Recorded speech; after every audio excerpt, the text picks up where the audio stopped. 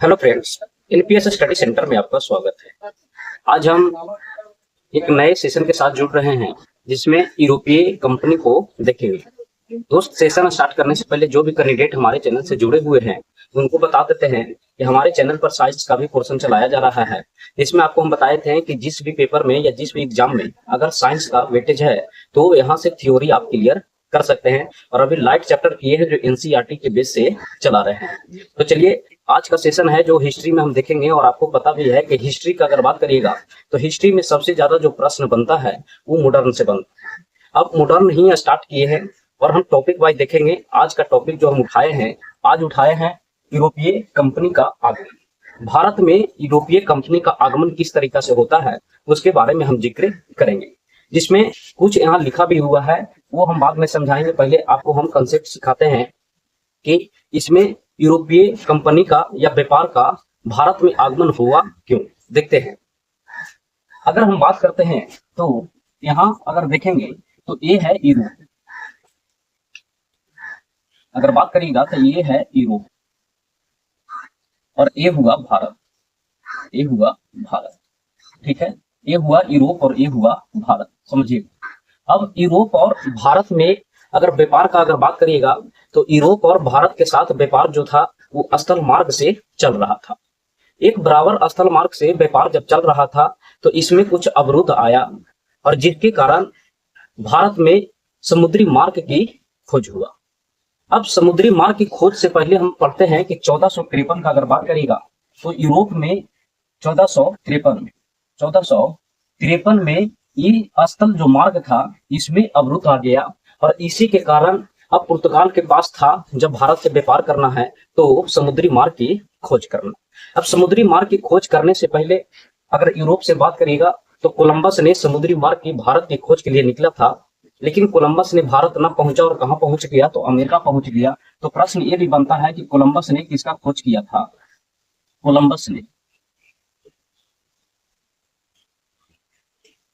अगर हम बात करते हैं कोलंबस का तो कोलंबस ने 1492 में अमेरिका की खोज किया। 1492 में अमेरिका की खोज किया। जब अमेरिका की खोज किया तो उसी के साथ कुछ दिनों के बाद अगर बात करेगा तो वास्को डी गामा, पुर्तगाल से वास्को डी गामा समुद्री मार्ग के रास्ते भारत पहुंचा। वो कब पहुंचा तो 1498 में पहुंचा। 1498 में। तो ये भी प्रश्न बनता है कि बताइए कि भारत को समुद्री मार्ग की खोज के रास्ते भारत पहली बार पुर्तगाली कौन पहुंचा था तो 1498 में वास्को डी गामा पहुंचा। अब वास्को डी गामा के बारे में हम समझते हैं कि जिसे अगर हम मानते हैं कि ये यूरोप हुआ और यहाँ अगर हम मानते हैं कि यहाँ भारत हुआ, ये भारत हुआ, ठीक है, इसे ये भारत हुआ। अब ये बताइए कि यूरोप से सीधे जो भारत पहुंचा तो भारत पहुंचने से पहले ये बताइए कि यहाँ पड़ता है कौन सा तो अफ्रीका। ये पड़ता है अफ्रीका। अफ्रीका होते हुए भारत और हिंद महासागर होते हुए यहाँ केरल के कोचीन तट पर पहुंचा। केरल के कोचीन तट पर पहुंचा। अब केरल के कोचीन तट पर पहुंचा था तो कब पहुंचा था तो 1498 में पहुंचा था। ये कब पहुंचा था तो वास्को डी गामा 1498 में समुद्री मार्ग की खोज किया। अब वास्को डी गामा जब समुद्री मार्ग की खोज किया, जब भारत पहुंचा तो भारत में जब केरल तट के कोचीन के केरल तट पर पहुंचा तो केरल के शासक जमोरी ने वास्को डी गामा को भव्य स्वागत किया। और स्वागत के बाद वास्को डी गामा, आपको पता है कि वास्को डी गामा व्यापार के तौर पर ही भारत आया था, क्योंकि स्थल मार्ग से जो व्यापार हो रहा था वो 1453 ईस्वी में अवरुद्ध हो चुका था। 1453 ईस्वी में अवरुद्ध हो चुका था। तो इसी के साथ अगर हम देखेंगे तो 1453 में अवरुद्ध होने के कारण यूरोप से कोलंबस 1492 में पहुंचा और 1492 में भारत को न खोज करके वो कहां चला गया तो अमेरिका चला गया। तो अमेरिका की खोज किया। तो प्रश्न ये बनता है कि बताइए कि वास्को डी गामा भारत समुद्री मार्ग के रास्ते कब आया था तो 1498 में आया था। अब यहाँ से व्यापार के लिए जमोरिन से इजाजत लिया तो जमोरिन ने इजाजत भी दे दिया और इसमें व्यापार, इसको सबसे मनपसंद जो मसाला का व्यापार किया। और यही मसाला का व्यापार जब भारत से ले जाकर यूरोप में बेचा तो मूल का 60 गुना इसको मुनाफा आया, मूल का 60 गुना इसको मुनाफा आया।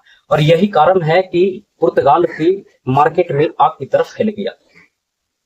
जब आग की तरफ फैल गया तो पुर्तगाल के और व्यापार ने यही चाहा कि क्यों नहीं हम भी भारत से व्यापार करें।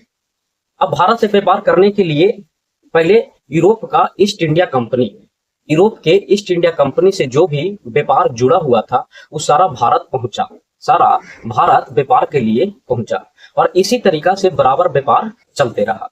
जब बराबर व्यापार चलते रहा तो इसी के बीच में अगर बात करेगा तो यूरोप से एक और आया था अल्ब्रेच। अगर बात करेगा तो 1498 में कौन आया? तो वास्को डिगामा आया, वास्को डिगामा, वास्को डिगामा आया।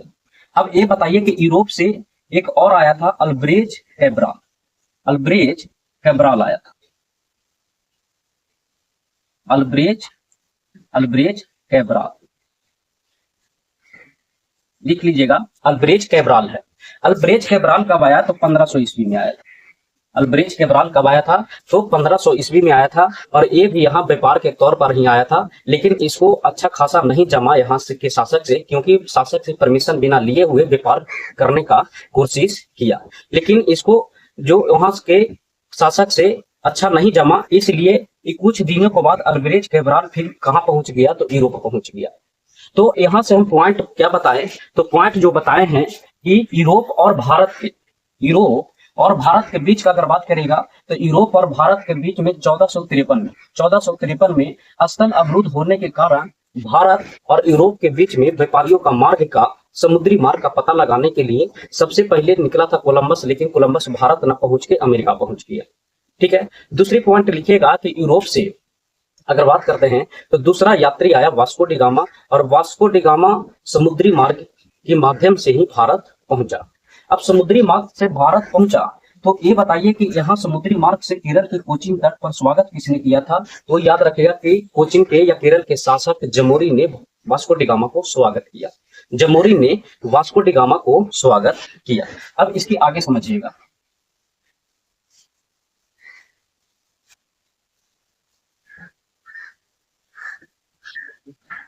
एक सेकंड,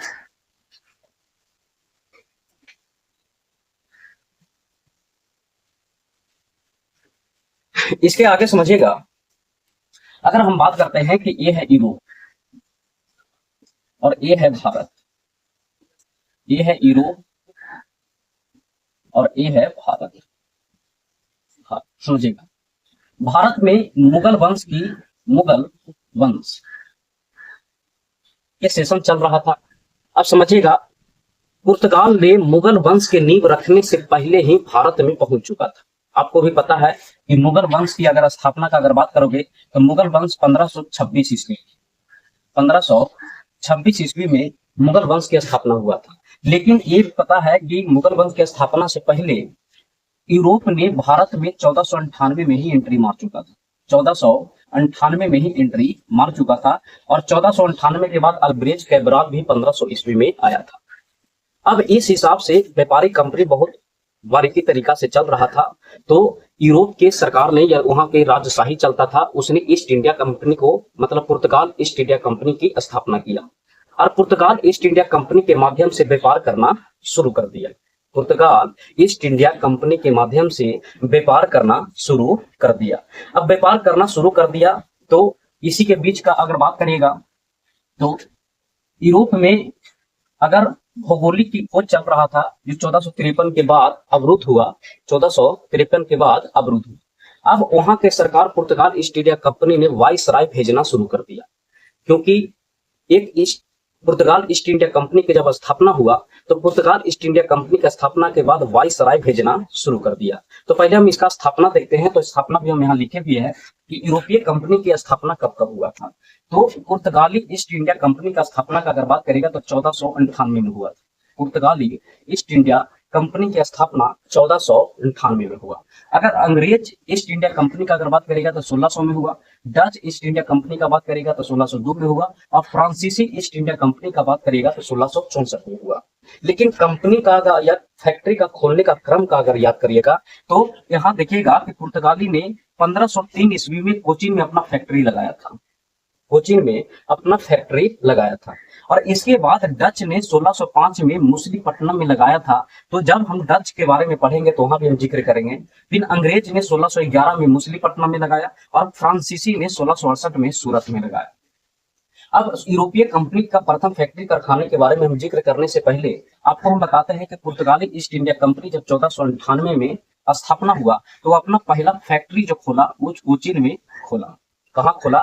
तो कोचीन में पहला फैक्ट्री खोला। कोचीन में पहला फैक्ट्री खोला। अब पहला फैक्ट्री कोचीन में खोला तो इसी के हिसाब से व्यापार बराबर चल रहा था। अब बराबर व्यापार चल रहा था तो ईस्ट इंडिया या पुर्तगाली ईस्ट इंडिया कंपनी ने पुर्तगाल से वाइसराय भेजना शुरू कर दिया, जिसमें पहला वाइसराय जो आया था अल्मोड़ा आया था। देखिए नाम फ्रांसिस्को है या अल्फांसो द अल्मोड़ा है, लेकिन शॉर्ट में याद रखेगा अल्मोड़ा, क्योंकि उतना लंबा याद करना नहीं है, आपको ऑब्जेक्टिव क्वेश्चन देखने को मिलेगा तो शॉर्ट नाम अल्मोड़ा याद रखेगा। और अल्मोड़ा ने 1505 से 1509 तक यहाँ शासन किया। अल्मोड़ा ने 1505 से 1509 तक यहाँ शासन किया। कौन था? Alfonso de Almora. Alfonso de Almora, ठीक है, 1505 से 1509। ये बताइए कि पहला अगर वाइसराय को पूछेगा कि कौन आया था तो अल्मोड़ा आया था, अल्मोड़ा। और अल्मोड़ा का शासन कब से कब तक था? 1505 से 1509 तक था। समझिए गया। अब 1505 से 1509 तक अल्मोड़ा का शासन था। तो ये हिंद महासागर में अगर बात करेगा तो ये यहाँ से अफ्रीका हो गया, ये अफ्रीका हो गया, यहाँ भारत हो गया, तो यहाँ हिंद महासागर में, हिंद महासागर में ये अपना दबदबा बनाने के लिए एक पॉलिसी चलाया। वो चलाया कौन सा? तो ब्लू वाटर पॉलिसी। कौन सा चलाया? तो इसने ब्लू वाटर पॉलिसी चलाया था। ब्लू वाटर पॉलिसी चलाया, ब्लू वाटर पॉलिसी। अब ब्लू वाटर पॉलिसी चलाने से इसका फायदा ये था कि ये हिंद महासागर में अपना दबदबा बनाना चाहता था। हिंद महासागर में दबदबा का मतलब ये हुआ कि कोई भी यात्री या कोई भी व्यापार अगर भारत से करना चाहता है तो मेरे परमिशन के बगैर वो भारत में प्रवेश नहीं कर सकता। मेन पर्पस इसका यही था। इसलिए अल्मोड़ा ने सबसे एक बड़ा पॉलिसी चलाया था, वाटर या ब्लू वाटर पॉलिसी। तो एक प्रश्न बनता है कि बताइए कि पुर्तगाल के किस वाइसराय ने हिंद महासागर में वाटर या ब्लू वाटर पॉलिसी चलाया था? तो अल्मोड़ा ने चलाया था। अब अल्मोड़ा का वाइसराय के बाद दूसरा वाइसराय अल्बुकर्क। अब ये समझिएगा कि अल्मोड़ा को हटाया। अल्मोड़ा को हटाने की वजह था कि 1508 में चोल का एक युद्ध हुआ गुजरात में, और गुजरात के शासक ने अल्मोड़ा को 1508 में पराजित कर दिया। 1508 में पराजित कर दिया। ये भी लिखेगा कि अल्मोड़ा को 1508 में गुजरात के शासक से क्या हो गया? ये पराजित हो गया। क्या हो गया? पराजित हो गया। अब गुजरात के शासक से पराजित हो गया तो पुर्तगाल के सरकार ने या जो भी राजशाही चल रहा था वो देखा कि अभी हम भारत में एंट्री ही मारे हैं और मेरा दबदबा भी चल रहा है। और वहां अल्मोड़ा ने एक युद्ध हार गया जो चला था गुजरात के शासक से। तो क्या किया कि अल्मोड़ा को वापसी ले लिया और 1509 में अल्मोड़ा वापसी हुआ, जो पहला वाइसराय था। अब दूसरा वाइसराय का बात करेगा तो दूसरा आया था अल्बुकर्क।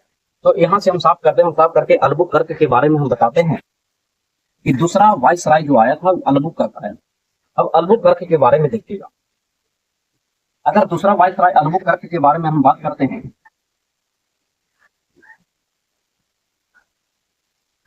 और अल्बुकर्क का जो शासन चला वो 1509 से 1515 तक चला। 1509 से 1515 तक चला। अब अल्बुकर्क का देखिएगा तो यह एक बहुत बेहतरीन शासक आया था, वाइसराय आया था। चाहे तो वाइसराय बोलिए या गवर्नर बोलिए, ये सिर्फ एक कंपनी को चलाने के लिए आया था। अब अल्बुकर्क आते ही जो अल्मोड़ा ने ब्लू वाटर पॉलिसी चलाया था उसको ही समाप्त कर दिया। तो हम यहाँ लिखेंगे कि ब्लू वाटर पॉलिसी जो चलाया था, ब्लू वाटर पॉलिसी जो चला था इसको क्या कर दिया? रद्द कर दिया, जो हिंद महासागर में अल्मोड़ा ने स्टार्ट किया था। ठीक है। दूसरी बार अगर बात करेगा तो ये बीजापुर के शासक से बीजापुर के शासक से 1510 ईस्वी में गोवा को जीत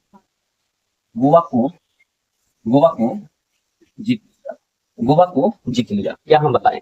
अल्बुकर्क ने 1509 से 1515 तक शासक रहेगा, जो अल्मोड़ा के बाद आया। और अल्बुकर्क ने आते ही पहला काम किया कि ब्लू वाटर पॉलिसी को समाप्त किया। और ब्लू वाटर पॉलिसी समाप्त करने के बाद अगर दूसरा काम का अगर बात करेगा, माफ करिएगा, दूसरा काम जो बीजापुर के शासक से 1510 ईस्वी में गोवा को जीत लिया। अब ये पहला झटका दे चुका था। दूसरा पॉलिसी जो चलाया, वो दूसरा पॉलिसी चलाया विवाह के लेकर, विवाह पॉलिसी हम कह सकते हैं। तो दूसरा पॉलिसी जो चलाया वो विवाह नीति भी कह सकते हैं। और विवाह नीति का मतलब ये हुआ कि पुर्तगाल के जो भी व्यापार भारत आ रहे थे और भारत के स्त्री से विवाह करने के लिए एक नीति लगा, समझिएगा। पुर्तगाल के व्यापारी के साथ विवाह करने के लिए किसको प्रेरित किया? तो भारत के महिला को प्रेरित किया। अब महिला प्रेरित करने की वजह यह था कि भारत में एक सती प्रथा चल रहा था और सती प्रथा से महिला बहुत दुखी थी। इसलिए ये दिमाग लगाया कि विवाह नीति के माध्यम से हम सती प्रथा को अंत करेंगे, जो भी यूरोपीय व्यापार से शादी करेगा। तो विवाह नीति किसने लाया था? तो विवाह नीति लाया था अल्बुकर्क ने। विवाह नीति अगर पूछेगा कि विवाह नीति किसने लाया था, विवाह नीति किसने लाया था? तो विवाह नीति लाया था अल्बुकर्क ने। और अल्बुकर्क ने सती प्रथा को अंत किया। सती प्रथा को अंत किया, सती प्रथा को अंत भी किया। लिख लीजिएगा, सती प्रथा को अंत भी किया। कौन? अल्बुकर्क ने। इसलिए अल्बुकर्क को पुर्तगाली का वास्तविक वाइसराय माना जाता है। प्रश्न ये भी बनता है कि बताइए पुर्तगाल का वास्तविक वाइसराय कौन था? तो अल्बुकर्क को माना जाता है, क्योंकि अल्बुकर्क ने आके बहुत बेहतरीन काम किया। किसके? तो पुर्तगाल के ईस्ट इंडिया कंपनी के नजर में सरकार को बहुत अल्बुकर्क पसंद आया, अल्बुकर्क बहुत पसंद आया। अब अगर बात करते हैं पुर्तगाल के बारे में, तो पुर्तगाल ही ऐसा जो था व्यापार जो आया था पहले और गया था बाद में। अब समझने का प्रयास करिएगा। इसे दो याद रखेगा वाइसराय, एक अल्मोड़ा को याद रखेगा जो ब्लू वाटर पॉलिसी चलाया, और दूसरा याद रखेगा अल्बुकर्क को जो 1509 से 1515 तक शासन किया, जिसमें ब्लू वाटर पॉलिसी को समाप्त किया। बीजापुर के शासक से 1510 ईस्वी में गोवा को जीत लिया और विवाह नीति के माध्यम से जो पुर्तगाली व्यापार था उसको भारत की महिला से विवाह करने के लिए प्रेरित किया। और इसी में महिला को सती प्रथा का जो व्यवस्था था पूरी तरह से रद्द करने के बाद महिला भी क्या किया? तो विवाह करने के लिए राजी हो गया। लेकिन यहाँ थोड़ा यूरोप के जो पुर्तगाल था, ये पुर्तगाल के व्यापारी है तो ज्यादा लोभी सताया और ये बरियारी भी शादी करने का प्रेरणा करने लगा। इससे क्या हुआ कि पुर्तगाल ज्यादा दिन तक या ज्यादा विस्तार नहीं कर पाया, ये गोवा तक ही सीमित रह गया। इसलिए बात करिएगा तो आया था 1498 में पहले और गया 1961 में सबसे लास्ट में, लेकिन ये अपना डेवलप नहीं कर पाया था। यही के नीति के कारण कि इसका धीरे धीरे क्रेडिट खराब होते चला गया। ठीक है, तो अगर हम बात करेंगे कि प्रश्न में बनता है कि वास्को डी गामा कितने बार भारत आया था, तो उसके बारे में हम देखेंगे।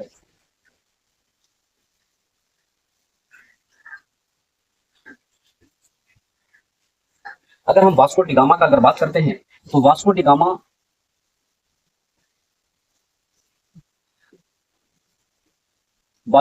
का हम देखेंगे तो वास्को डी गामा पहली बार 1498 में भारत आया।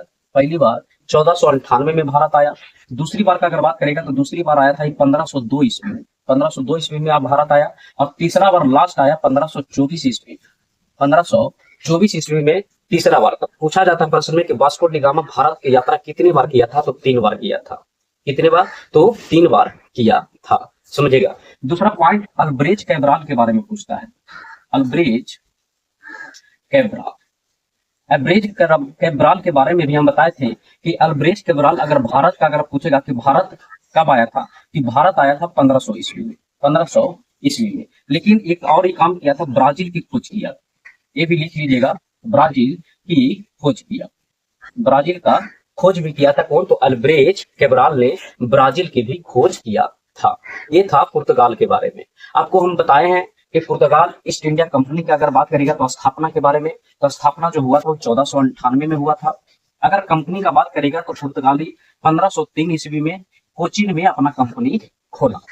ठीक है, अब इसके बाद अगर बात करेगा तो इसके बाद अंग्रेज, पुर्तगाली के बाद अंग्रेज स्थापना जरूर किया, लेकिन प्रथम फैक्ट्री जो खोलने का काम किया था कौन किया था? तो 1605 में मुसलीपट्टनम में डच ने किया था। मुसलीपट्टनम में डच ने किया था। अब डच था जो पहले व्यापार सबसे ज्यादा इंडोनेशिया से कर रहा था। और इंडोनेशिया से कर रहा था। तो जब पुर्तगाल की प्रॉफिट जो देखा कि 60 गुना फायदेमंद में चल रहा है, तो इसलिए इसका व्यापार ये भारत से भी करने का प्रयास किया। लेकिन जब भारत ही पहुंचा, तो भारत पहुंचने के बाद भारत में ही मुसलीपट्टनम आंध्र प्रदेश में पड़ता है, वहां ही 1605 में अपना फैक्ट्री को स्थापित किया। लेकिन पुर्तगाल के जो व्यापार था वो ज्यादा मसाला का व्यापार कर रहा था, तो इसको लगा कि मसाला तो हम इंडोनेशिया से भी हम ले रहे हैं, हम यहाँ जो व्यापार करेंगे वो वस्त्र और कपड़ा से करेंगे। तो प्रश्न ये भी बनता है कि डच ने सबसे ज्यादा मान्यता किसको दिया था? तो वस्त्र और कपड़ा को दिया था। इसी तरीके से पुर्तगाल मसाला को दिया था, क्योंकि डच को मसाला इंडोनेशिया से भी मिल जा रहा था। कहने का मतलब ये हुआ कि अब डच के बारे में हम देखते हैं, और डच के बारे में अगर हम बात करते हैं तो देखिएगा, हम बताएं कि डच का अगर बात करिएगा, डच का, तो ये बताइए कि डच ने स्थापना कब किया था? तो अपना कंपनी का स्थापना 1602 में किया था। कितना? 1602 में। लेकिन ये बताइए फैक्ट्री कब खोला? फैक्ट्री का अगर हम बात करते हैं तो फैक्ट्री 1605 में खोला था। अब 1605 में कहाँ खोला था? तो मुसलीपट्टनम में खोला था। मुसलीपट्टनम में खोला था। मुसलीपट्टनम में खोला था। अब ये बताइए कि सबसे ज्यादा मान्यता किस वस्तु को दिया मान्यता? तो सबसे ज्यादा लेन देन जो कर रहा था वो वस्त्र का कर रहा था। किसका? वस्त्र या कपड़ा का कर रहा था। ये कपड़ा का व्यापार ज्यादा किया था, क्योंकि मसाला का व्यापार ये इंडोनेशिया से भी कर ले रहा था, इंडोनेशिया से कर रहा था। अब धीरे धीरे अगर दबदबा का अगर बात करेगा तो देखिएगा, यहाँ से ध्यान दीजिएगा थोड़ा। हम बताएं कि कोचीन का बात करेगा, केरल और गोवा, इस क्षेत्र में पुर्तगाल है जो व्यापार कर रहा था। लेकिन पुर्तगाल का कूटनीति भी हम बताए कि जब अल्बुकर्क ने विवाह नीति लाया था, तो पुर्तगाल के व्यापार ने जबरदस्ती भारत की महिला से शादी करने का प्रयास किया। तो इसीलिए पुर्तगाल का क्रेडिट धीरे धीरे खराब होता चला गया, और जहां अति ज्यादा भारत में जो पैर नहीं फैला सका, इसलिए सीमित रह गया। लेकिन डच का अगर बात करेगा तो डच ने यहाँ मुसलीपट्टनम में अपना स्थापना किया था 1605 में फैक्ट्री का। लेकिन ये भी ज्यादा नहीं किया, और डच के बाद एंट्री कौन मारता है? तो डच के बाद एंट्री मारता है अंग्रेज। और अंग्रेज का नीति था कि हम पूरे भारत में व्यापार हम करेंगे, इसलिए पहले ये डच को सफाया किया, और डच को सफाया किया बेदरा का युद्ध से। डच को सफाया किया किसे? तो बेदरा का युद्ध से। तो पूछा जाता है कि बताइए कि बेदरा का युद्ध कब हुआ था? बेदरा का युद्ध कब हुआ था? युद्ध कब हुआ था? ये हुआ था 1759 में। बेदरा का युद्ध हुआ था 1759 में, जिसमें अंग्रेज का जीत हुआ और डच का पतन हुआ, डच की हार का सामना करना पड़ा। इसमें किसके किसके बीच हुआ था? तो अंग्रेज प्लस डच के बीच हुआ। इसमें डच की हार का सामना करना पड़ा, अंग्रेज की विजय हुई। अंग्रेज विजय हुआ था। तो ये बताइए कि यहाँ से सफाया ही डच को पूरी तरह से कर दिया। लेकिन अंग्रेज ने पुर्तगाल को सफाया इसलिए नहीं किया क्योंकि जो पुर्तगाल था, जो एक छोटी सी जगह में ही अपना छोटा व्यापार कर रहा था और ज्यादा अंग्रेज को परेशान नहीं कर रहा था। तो यहाँ से हम आपको बताएं कि ईस्ट इंडिया जो यूरोपीय कंपनी का आगमन, जिसमें यूरोपीय कंपनी का स्थापना सबसे पहले पुर्तगाल आया था। पुर्तगाल ही एक ऐसा कंपनी था जो मुगल वंश के पहले अपना स्थापना कर दिया था। कहाँ? तो भारत। इसके बाद हम बताएं कि एक क्रम याद रखेगा, लेकिन एक क्रम देखिएगा कि कंपनी की स्थापना का क्रम अगर पूछेगा तो पहले अंग्रेज ने स्थापना किया था 1600 में, और उसके बाद डच ने किया था। ठीक है। और फर्स्ट क्वेश्चन कहाँ है? जब कंपनी के फैक्ट्री का अगर जिक्र करेगा तो फैक्ट्री सबसे पहले डच ने खोला था और फिर उसके बाद अंग्रेज ने खोला है। तो ये दोनों पॉइंट याद रखेगा, यही फंसाता है। इसका जो डेट इसमें चल जाता है और इसका डेट इसमें चल जाता है। तो कंपनी की स्थापना जरूर अंग्रेज ने पहले किया, लेकिन फैक्ट्री भारत में सबसे पहले डच ने खोला, और डच को पूरी तरह से पराजित बेदरा का युद्ध में 1759 में डच को पतन कर दिया और डच को हार की सामना करना पड़ा। तो यहां तक समझे होंगे। एक और पॉइंट हम बताते हैं नीनो डी कुन्हा के बारे में। अब नीनो डी कुन्हा की अगर बात करेगा तो ये यहां लिखेगा Nino de Cunha. Nino de Cunha का अगर बात करेगा, नीनो डी कुन्हा ने गोवा को अपना राजधानी बनाया था। गोवा को राजधानी बनाया। नीनो डी कुन्हा ने गोवा को राजधानी बनाया था, और इसका कार्यकाल का अगर बात करेगा नीनो डी कुन्हा को, तो 1535 में दीव को, और 1539 में दमन को। 1535 में दीव को और 1539 में दमन 1539 में दमन को गोवा में मिला लिया, दोनों को गोवा में मिला लिया। ये भी पॉइंट याद रखेगा कि दोनों को गोवा में मिला लिया था, गोवा में मिला लिया। यहाँ तक पुर्तगाल का भी हम एक नीति बताएं आपको। डच को भी पूरी तरह से वेदरा का युद्ध में अंग्रेज सफाया कर दिया। आपको पुर्तगाल के बारे में भी हम बताएं कि पुर्तगाल आया था पहले और गया बाद में। पुर्तगाल आया था पहले और गया बाद में, उसके बारे में भी हम जिक्र करते हैं कि पुर्तगाल गया कब। तो पुर्तगाल का बात करेगा तो पुर्तगाल पूरी तरह से भारत से 1961 ईस्वी में ऑपरेशन विजय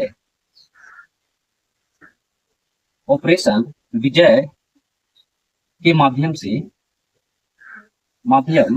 से गोवा, दमन और दीव को छोड़ा। ये प्रश्न बनता है कि भारत ने कौन सा ऑपरेशन चलाया था पुर्तगाल के लिए 1961 में। तो गोवा को रिहा करने के लिए और दमन और दीव को 1961 में ऑपरेशन विजय के माध्यम से ये तीनों जगह से पुर्तगालियों को विदा कर दिया। तीनों जगह से पुर्तगालियों को विदा कर दिया। तो यह एक छोटा सेशन था जो हम यूरोपीय कंपनी के आगमन के बारे में हम बताए। अब इसमें दो पॉइंट हम दो का पढ़ा दिए हैं, एक पुर्तगाल के बारे में पढ़ा दिए हैं और एक हम पढ़ा दिए हैं डच के बारे में। पुर्तगाल और डच का सफाया हो गया। पुर्तगाल एक सीमित जगह पर है। अब इसके बाद अगला सेशन में अंग्रेज और फ्रांसीसी के बारे में देखेंगे कि अंग्रेज कब फैक्ट्री खोला, कहाँ खोला। ठीक है, अब अंग्रेज का फैक्ट्री जो 1611 में है, एक पॉइंट बता देते हैं। 1611 में ना होकर 1608 में भी एक फैक्ट्री खोला था सूरत में, जो प्रथम था, लेकिन ये चला नहीं था। ये फैक्ट्री पर रोक लगा दी गई थी, इसलिए 1611 में ये अस्थायी रूप से मुसलीपट्टनम में अपना फैक्ट्री खोला और 1613 ईस्वी में सूरत में जहांगीर के इजाजत के बाद एक गुजरात में अपना अस्थायी फैक्ट्री अंग्रेजी ने खोला। तो अंग्रेज के बारे में कब स्थापना हुआ उसका बारे में बता दिए, फैक्ट्री का स्थापना कब किया उसका बारे में, और अंग्रेज का जिक्र जो हम करेंगे पूरी भारत में किस हिसाब से इधर दबा बनाया उसके अगले वीडियो में करेंगे। तो अगले वीडियो में आपको हम अंग्रेज के बारे में और फ्रांसीसी के बारे में देखेंगे। आज हम पुर्तगाल और डच को ही पढ़ाए। तो अगर आपको ये वीडियो पसंद आ रहा है तो लाइक, सब्सक्राइब और कमेंट में जरूर बताइएगा। आपको इसी तरीका से छोटे टॉपिक के साथ छोटे छोटे वीडियो हम देते रहेंगे। जो भी कैंडिडेट अगर इसका प्रैक्टिस चाहते हैं कि हमको प्रैक्टिस भी चाहिए, तो मेरा एक सेशन आता है, वो देख लीजिएगा। एक सेशन आता है घटना चक्र का ये एमसीक्यू के रूप में आता है, जिसमें हम एनालिसिस करवाते हैं पीडीएफ के माध्यम से। तो वहां से भी आप मैक्सिमम प्रैक्टिस कर सकते हैं, जिसमें हम मॉडर्न का ले रहे हैं। मॉडर्न में 3 लेक्चर दिया है और पॉलिटी का अगर बात करेगा, पॉलिटी भी 1 लेक्चर दिया है। तो यहाँ हम छोटे छोटे वीडियो जो देंगे वो आपको कंसेप्ट क्लियर करवाएंगे और उसका सारा बताएंगे कि किस हिसाब से कैसे यूरोपीय कंपनी का भारत में आगमन हुआ। उसी तरीका से टॉपिक हम लाते रहेंगे। अभी हम मॉडर्न पढ़ा रहे हैं, इसी तरीके से पॉलिटी भी लाएंगे और आपको साइंस में हम पढ़ा रहे हैं, जिसमें फिजिक्स में हम लाइट चैप्टर स्टार्ट किए हैं और वो थ्योरी पार्ट होगा जो एनसीईआरटी के साथ साथ जो भी रेलवे में प्रीवियस पेपर बना है उसके अकॉर्डिंग हम पेपर बनाएंगे और आपको न्यूमेरिकल भी सोल्व करवाएंगे। क्योंकि बताते हैं कि एलपी का अगर बात करेगा तो एलपी सीबीटी 1 जो 2024 का हुआ और टेक्नीशियन का, ये सारा में हम न्यूमेरिकल करवाए हैं। अगर प्ले लिस्ट देखना चाहते हैं तो प्ले लिस्ट में जाके देखेगा, पीडीएफ के माध्यम से हम न्यूमेरिकल करवाए हैं। तो न्यूमेरिकल भी हम समय समय पर आपको देते रहेंगे। चलिए, सेशन के लिए देखने के लिए आप लोग का धन्यवाद।